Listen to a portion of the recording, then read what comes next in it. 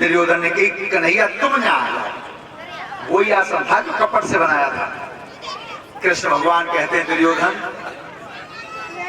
गंगा पुत्र भीष्म जैसे ब्रह्मचारी, अरे द्रोणाचार्य जैसे आचार्य, कृपाचार्य जैसे महात्मा और विदुर जैसे संत, जे तुमने नीचे आसन को बैठा रहे हो, वो बैठा रहे हो ऊंचे पे नहीं बैठो।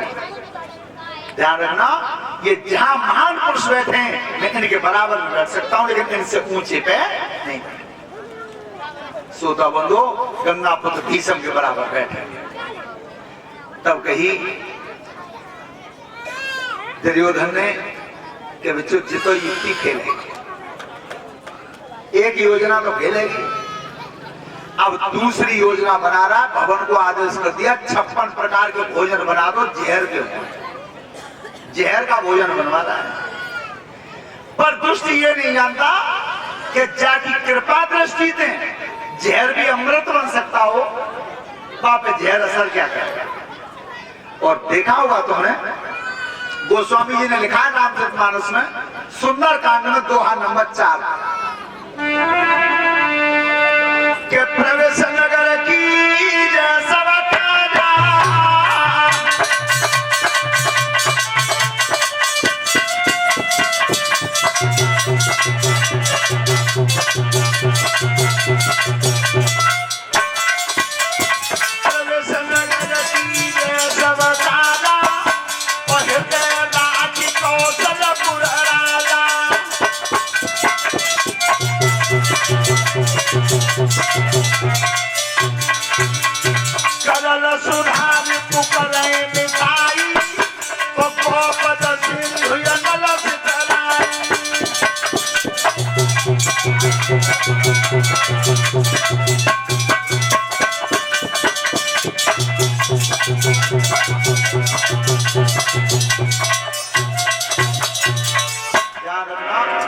जिसके ऊपर भगवान की कृपा होती है, जहर अमृत बन जाता है, समुद्र गाय के खुर के बराबर हो जाता है, दुश्मन मित्रता करने लगता है, अग्नि शीतल हो जाती है जहां पर राम की कृपा।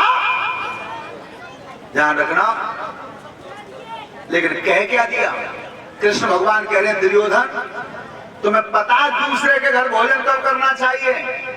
सुनो सब बेटियां ध्यान से, दूसरे के घर पे भोजन तब खाना चाहिए कि या तो खिलाने वाले के हृदय में प्यार हो, जो तुम्हें भोजन खवा रहा है वो प्यार से खवाए, और क्या प्राणों पर कोई आपत्ति हो तो खा लेना चाहिए दूसरे के लिए। सो कन्हैया कह रहे दुर्योधन, आपत्ति वो पर कोई है ना है, और प्रेम तुम वो मान बनाओ।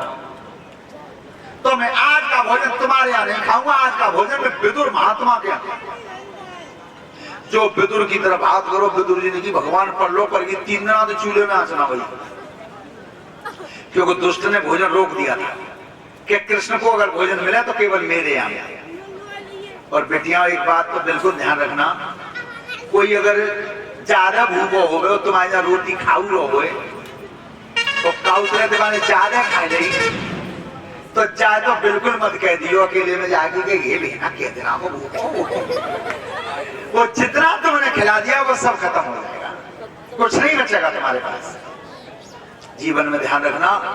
तो भगवान कृष्ण कहते हैं आज का भोजन में विदुर जी के, अगर विदुर जी पीछे दरवाजे में के लिए करिए कि आज जैसे तैसे तो कन्हैया घर तक आ रहे हो, जब भोजन मांगेंगे और घरे कछू है, सोता बोलो फाटक बंद कर लिया फाटक, और आज दोनों प्राणी और बैठ के भजन कर रहे हैं। एक बात ध्यान रखना, ऐसा भजन किया विदुर जी ने कि आज तक किसी ने किया नहीं, सतयुग से लेके अब तक किसी ने वो भजन किया ही नहीं जो विदुर जी कर रहे थे। उसने क्या किया, भजन करे भीतर बाबा भाई, भजन करे भीतर बाबा भाई, भजन करे भीतर बाबा भाई, भजन करे भीतर बाबा भाई। अरे आस लगाई रहोए आंगनवी, अरे आंगनवी माला लगी उठाई, भजन करे भीतर बाबा भाई, भजन करे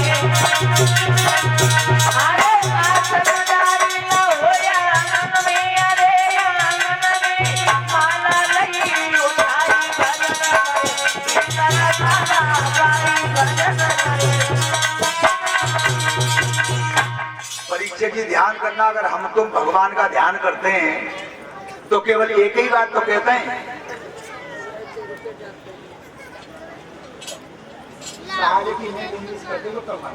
बैठ जाओ। ध्यान रखें कि जिस समय भगवान कृष्ण आ रहे थे और विदुर जी भजन कर रहे हैं, और भजन करते में आज तक हम तुम सब यही तो कहते हैं कि हमारे घर भगवान आ जाए, भगवान के दर्शन है जाए, लेकिन विदुर जी क्या कह रहे हैं? अरे दोनों बैठे ध्यान लगावे, अरे ध्यान लगावे, अभी नहीं अधूराई भजन करे, बाबाई भजन करे।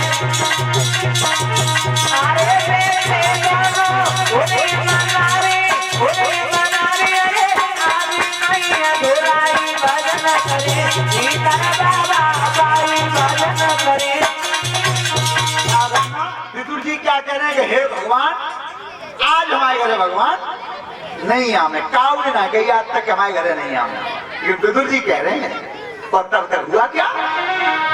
अरे जिया तो हुनकी लगी नहीं रटना, अरे लगाई रहे रटना, कोई कुंडी आई बजाई भजन करे, सीता बाबाई भजन करे।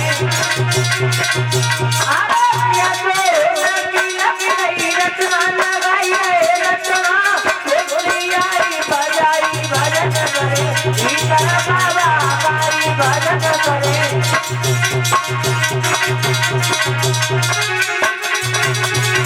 भगवान ने हाथ मार दिया, खोलो। और तो विदुर जी का कह जाने का कन्हैया न हो, आज बात बिगड़ गई। जैसी सांकर खोली, सामने द्वारकाधीश खड़े थे, न उन्होंने कही, कछु न उन्होंने कही।